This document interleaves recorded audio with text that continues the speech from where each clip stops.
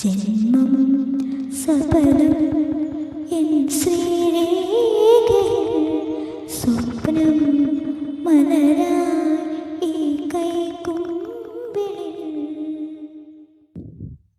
Hi, നമ്മുടെ ആഗ്രഹങ്ങൾ എത്ര വേണ്ട വെച്ചാലും അത് സത്യമാണെങ്കിൽ നമ്മൾ തേടിയെത്തുമെന്ന് പറയുന്നത് എത്ര ശരിയാണല്ലേ. ഞാൻ പഠിച്ച ഫീൽഡും എൻ്റെ പാഷനും തമ്മിൽ യാതൊരു കണക്ഷനുമില്ല കേട്ടോ. ചെറുപ്പം മുതൽ ക്രിയേറ്റീവായി എന്തെങ്കിലും ചെയ്യണമെന്ന ആഗ്രഹമാണ് എനിക്കുണ്ടായിരുന്നത്.